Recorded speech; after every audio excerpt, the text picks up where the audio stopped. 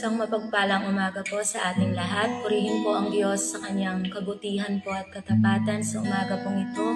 At bago po tayo mag-umpisa po sa pag-aaral po ng salita ng Diyos, muli po nating bigyan ng papuri at pasasalamat po ang ating Panginoon sa pamamagitan po ng ating pag-awit sa Kanya. Hallelujah! Purihin kayo, Diyos. Luwalhatiin ng iyong dakilang pangalan, Panginoon. Tunay kayong kahanga-hanga, Panginoon, kamangha-mangha, Panginoon.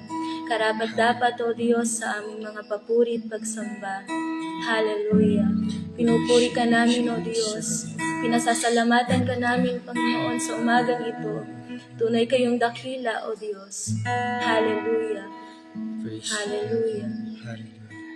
Minsan pa nga po nating awitan ng Panginoon. Hallelujah! For you are glorious, Lord God. Hallelujah! Salamat, Panginoon. Jesus, oh glorious, creating us a temple, cold as living stones, where you're enthroned. As you rose from death,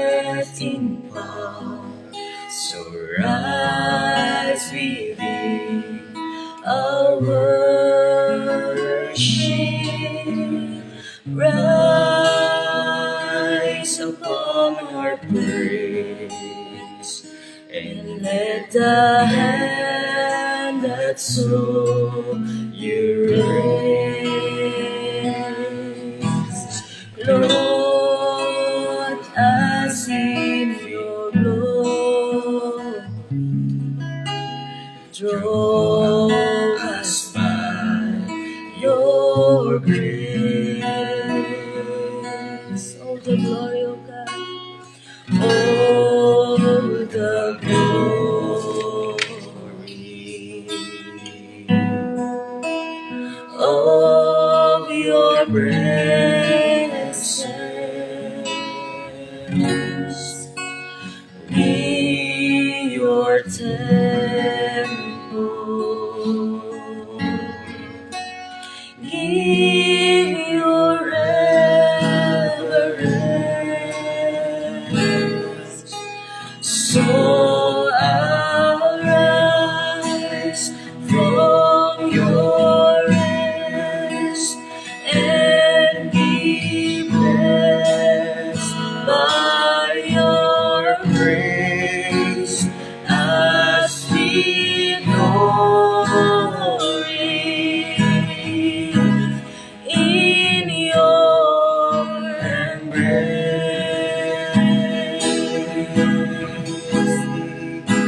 And as your presence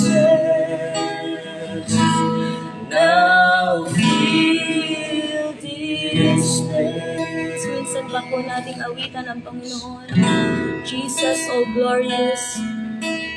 Jesus, oh glorious,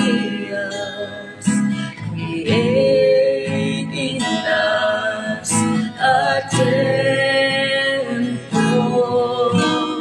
Lord, as living stones, where your enthroned, and as you rose from death in part, so rise within our worship, rise upon our praise, and let the hand that saw you raise, Lord, us, O Lord, by your glory, Lord, as by your glory, draw us by your grace. Oh, the glory belongs to you, O Lord. Oh, the glory of your presence, be your temple, and be your temple. We give you reverence, O God. We give you reverence.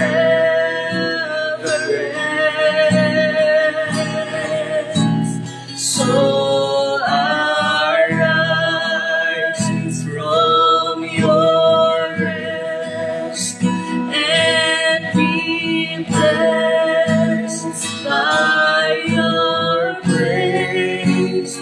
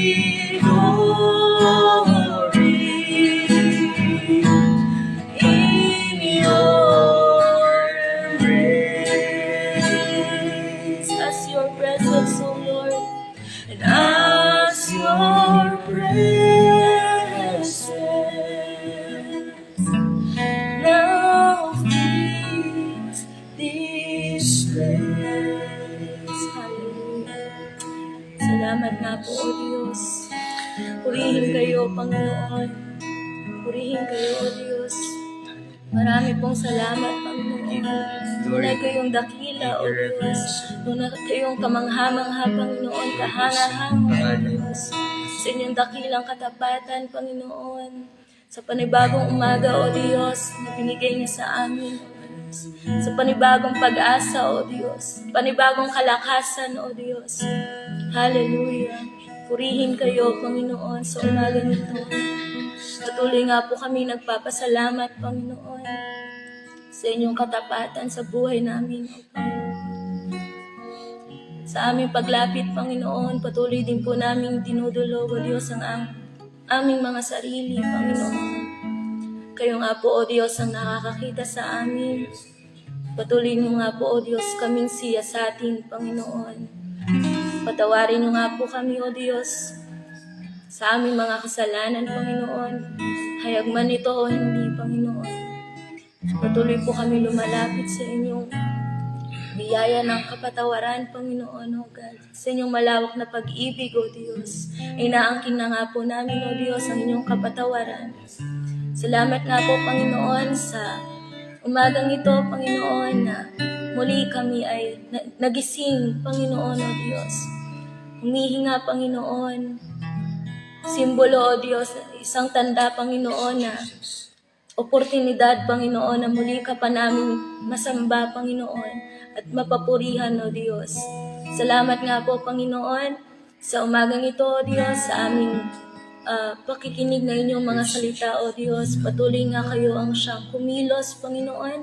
Kayo ang siyang magpakahayag, Panginoon, sa bawat isa sa amin, sa bawat tahanan, Panginoon.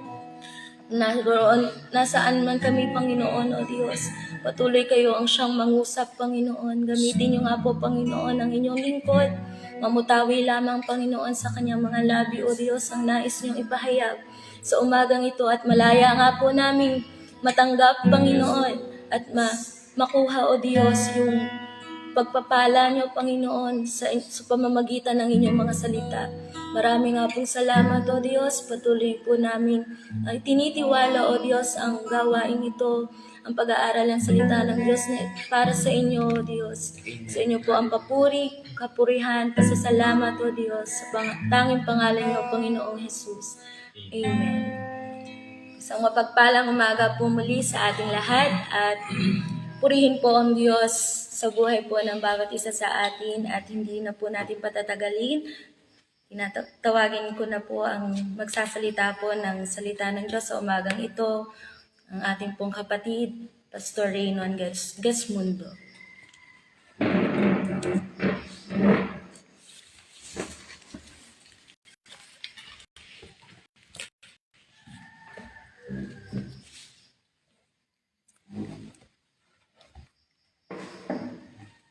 Purihin po ang Panginoon sa pinagpalang umaga po sa bawat isa.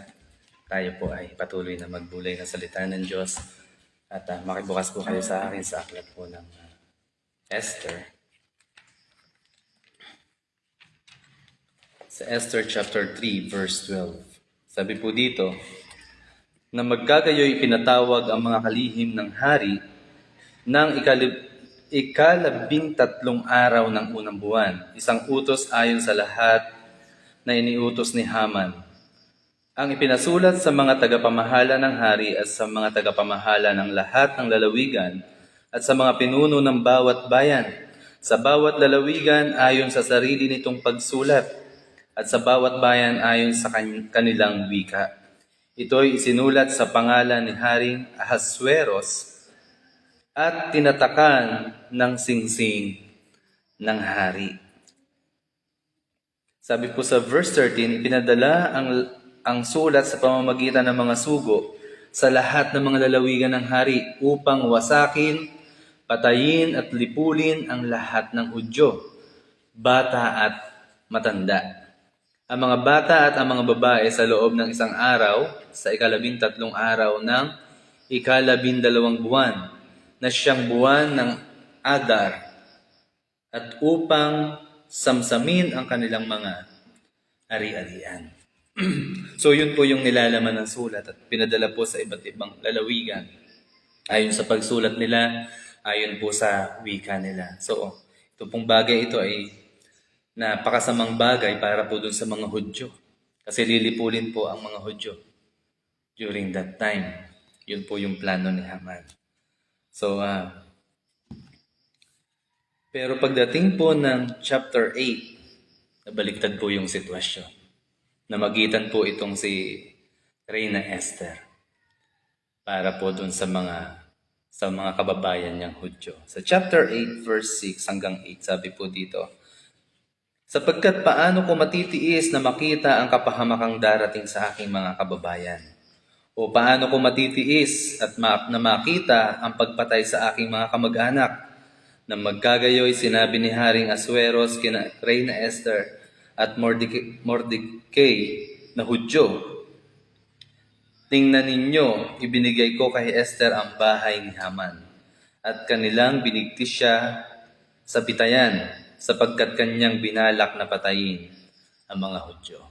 Okay, so verse 8, maaari kang sumulat ng ayon sa nais mo tungkol sa mga Hudyo sa pangalan ng hari at tatakan ito ng singsing ng hari sapagkat ang utos na isinulat sa pangalan ng hari at natataka ng singsing ng hari ay hindi maaaring pawalang bisa. So, to make the story short, gumawa rin sila ng liham na kung saan ay iniutos sa mga Hudyo na pwede nila na ipagtanggol ang kanilang sarili. Kapag dumating yung pagkakataon na yon na itinakda ni Haman ayon doon sa kanyang sulat, pwede nilang ipagtanggol, pwede silang maghiganti. At sa pamamagitan ng sulat na yon na ginawa, itong pangalawa, yung kay Esther, na-preserve ang mga Hudyo during that time. So sa pamamagitan po ng signet ring ng hari, yung pantatak na singsing ng hari. So sa kapanahunan po natin ngayon, di po ba may mga po tayo yung tinatawag na yung signature, di po ba? Kumbaga yung mga signature na halimbawa nag-authorize tayo ng tao, kailangan pirmahan natin yon. So may mga authorization letter na hindi sapat yung pirma natin, kailangan SPA, may special power of attorney. Yung mga dokumento na pinanghahawakan natin, halimbawa galing ng munisipyo, meron po yung mga tinatawag na yung mayroong dry seal. At kung susuriin natin yung dry seal na yon, naroon yung logo, halimbawa ng munisipyo natin. Okay, Office of the Mayor. Ibig sabihin, ina-attest na totoo yun. Kumbaga ay authentic yung dokumento na pinanghahawakan. Ito man ay naglalaman halimbawa ng mabuti o hindi mabuti kapag po ito ay pinagdibay ng batas or nung mas nakakataas na authority. Ibig sabihin, ito po ay katibayan na yung nakasulat doon sa dokumento na yon ay totoo. Ito ay mapanghahawakan. Halimbawa po yung birth certificate. Di po ba? Dapat siya, authentic. Inattest siya sa PSA o kaya sa municipal registrar kung saan nasasakupan tayo ng bayan na iyon. O halimbawa yung adoption paper. So hindi pwede na basta sinulat lamang yan. May mga legal na proceeding or mga procedure na ginagawa para dun sa bagay na iyon. Para mapatunayan na yung isang bata ay tunay mong anak sa pamamagitan ng pag-adapt, pag-aampon. So, ganun din po sa ating mga Kristiyano. Sa atin ng mga tinubos ni Kristo, ganun din po. Meron po tayong tatak, meron po tayong katibayan na tayo ay mga anak ng Diyos, na tayo ay mga hinirang ng Diyos. Kung tayo ay nagbigay ng authorization sa isang tao, inauthorize natin yung isang tao, ganun din po tayo. Nung tanggapin po natin yung tatak na yon, binigyan po tayo ng authority ng Panginoon. Amen? So, salamat po sa Panginoon. At pamagatan po natin to na the seal of the King. Doon po sa Genesis chapter 38 verse 18, meron po doong tagpo na kung saan po si Tamar at saka si Huda. At paiksin na lang po natin, si Tamar po kasi napangasawa niya yung anak ni Huda, yung dalawa, kaya lang parehas na namatay. Tapos merong bunso, kaya lang maliit pa, ipinangako yun na ibibigay sa kanya. Kaya lang nung makita ni Tamar na malaki na yung bunsong anak ni Huda pero hindi pa rin pinapakasal sa kanya, dinaya niya tong kanyang biyanan. Nagdamit siya ng isang harlot or patutot. At noon ay kamamatay pa lamang ng asawa nitong si Huda. At sa madaling salita, may nangyari sa kanila. Kasi akala niya prostitute yung kanyang manugang. Hindi niya nakilala. So sa madaling salita, may nangyari sa kanila. At ang naging pledge or yung pangako, kasi ibabayad sa kanya ay kambing. Ang ibabayad sa kanya. Kaya lang, wala pa yung kambing. So, hiniling ni Tamar na magbigay siya ng parang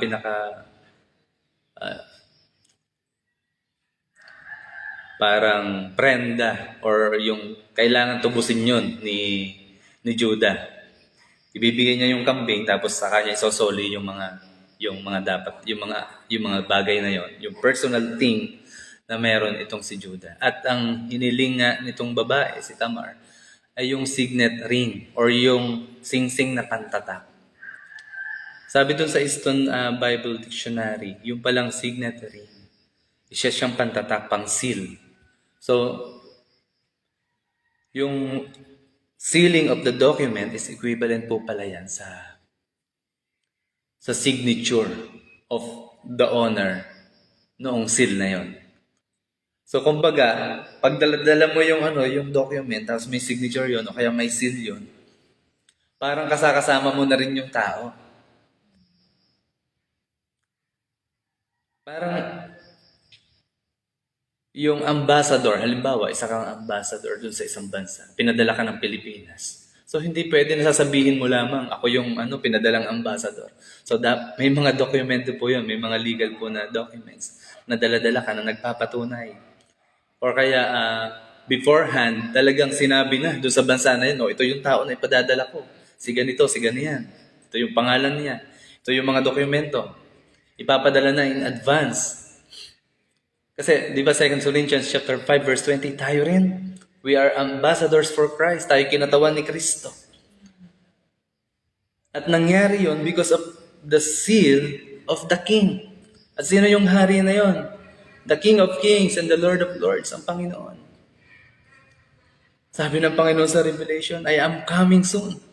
Sabi, mapalad yung mga naghanda. Yung pinanatili nilang malinis at maputi yung kanilang kasuotan. Pero ito po yung tiyak, sa handa man tayo o hindi, ang Panginoon po ay malapit nang dumating. Babalik at babalik ang Panginoon. And we have to take care of that seal. At yung seal po na yun, hindi po yung kagaya nung tatak natin dito. Kapag nabasa yun, pwedeng masira. Yung seal po natin ay eternal. Eternal spirit. Sabi po dun sa Ephesians chapter 1 verse 13, nung marinig natin ang ebanghelyo ng katotohanan, di po ba? Ang ebanghelyo ng kaligtasan. At nung sumampalataya tayo doon, isinugo ang Espiritu Santo bilang tatak. Sinugo sa ating puso bilang tatak ng pagkahiran sa atin. So tayo po yung mga hinirang ng Panginoon. Sabi, at yun yung katibayan ng katubusan natin. Kailan ba yung katubusan na yon? Yung pagbabalik ng Panginoong Hesukristo. Yes, tinubos tayo the moment we receive the Lord Jesus Christ as Savior and Lord. Pinalaya tayo ng Panginoon mula sa kasalanan, nilipat doon sa kanyang kabanalan. Inari niya tayong mga anak because of that seal. Diba doon sa Galatia chapter 4, verse 6 hanggang verse 4 hanggang 6, diba? Sinabi doon, at sinugo ang Espiritu ng kanyang anak sa ating mga puso. Kaya tayo nakakatawag ng Abba, Father. So, yung spirit of adoption, yung pag-aampon sa atin ng Panginoon. At hindi ito basta dry seal lamang. It's a living seal. Buhay, natatak. At yun nga po ay ang banal na spirito. Kaya pakaingatan po natin. Yes, ang banal na spirito, siya po talaga yung nag-iingat sa atin.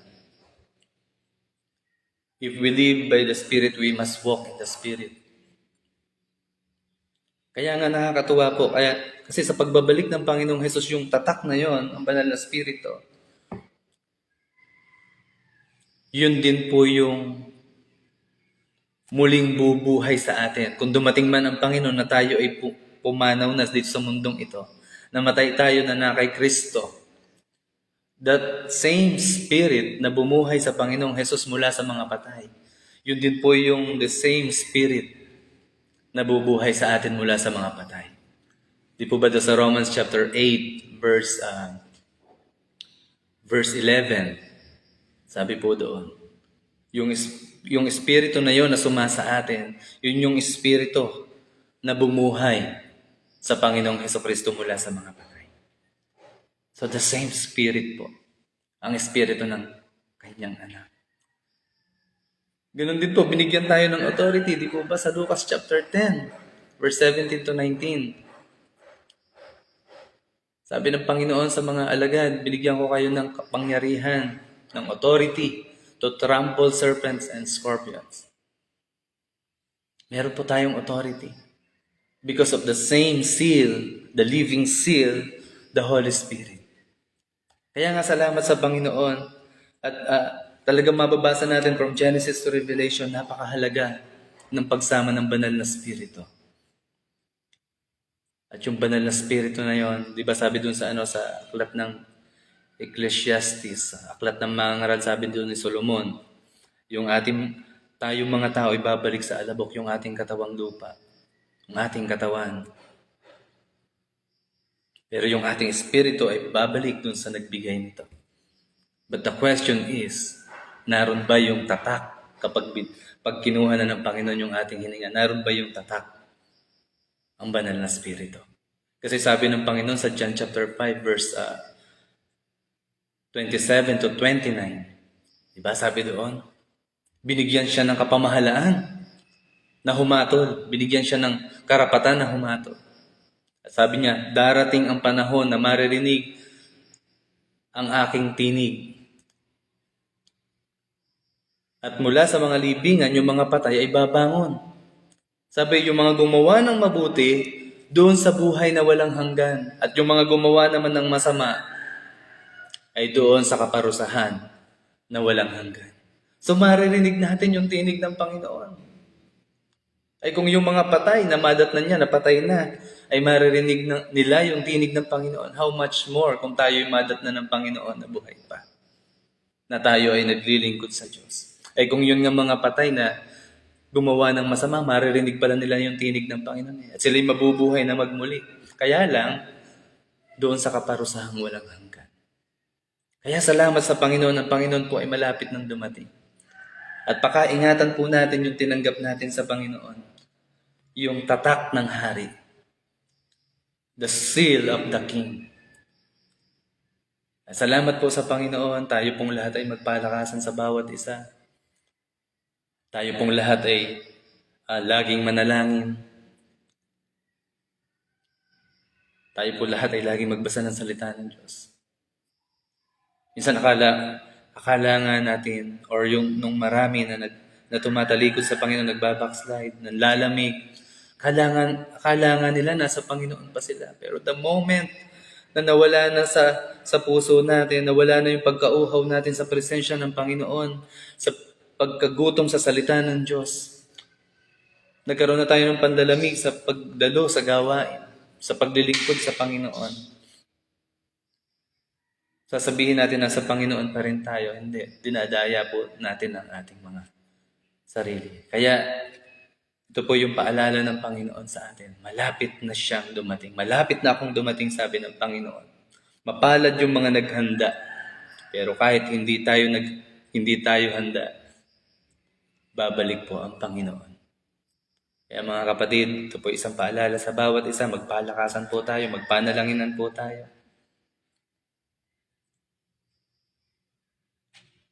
Sapagkat napakapalad po natin. Tinubos po tayo mula sa kasalanan at tinatakan tayo ng tatak ng hari. At yun po yung katibayan ng ating pagkahirang. Yun po yung katibayan na tayo mga anak ng Diyos. Yun po yung seal na binigyan tayo ng authority ng Panginoon. We have the power. May kapangyarihan po tayo mula sa banal na spirito. Hindi lang kapangyarihan na magpalayas ng demonyo, kundi kapangyarihan upang gawin yung kalooban ng Panginoon, to witness.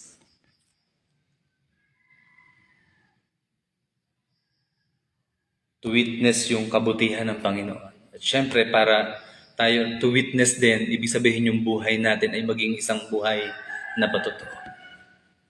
Amen. Salamat po sa Panginoon at pagpapala po sa bawat isa. Tunay nga po na ang Diyos ay mabuti at patuloy po tayong samahan ng banal na spirito. Patuloy po tayo na lumakad ayon sa palatuntunan ng banal na spirito. Sabi nga po ng Romans chapter 8, verse 1, there's no condemnation to those who are in Christ Jesus. Pero may katuksong po yun, to those who walk in the Spirit. Kaya salamat po sa Panginoon, pagpapala po sa bawat isa. Tayo po ay sandali na manalangin. Ama namin Diyos na makapangyarihan sa lahat, maraming salamat po sa inyong mga salita, Panginoon. Reminding us, Panginoon, na kami ay nakatanggap, Lord God, ang napakalaking pribilehiyo. At yun, Lord God, ay kami, yung aming puso ay matatakan ng tatak ng hari, ng seal of the King, the living seal, the Holy Spirit. Salamat po, O Diyos, pagpalain niyo nga po ang bawat isa. Pagpalain niyo nga po, Lord God, ang mga nakikinig, Lord God, online sa pag-aaral na ito ng inyong mga salita. Tulungan niyo nga po kami, Panginoon, na makapanatili na yung tatak na yun, Lord God, ay manatili sa amin hanggang sa inyong muling pagbabalik, O Diyos. Maraming salamat po, Ama. Maraming salamat po, Panginoong Jesus. Maraming salamat po, Banal na Espiritu. Sa inyo po ang papuri sa pangalan ng Panginoong Jesus. Amen. Amen.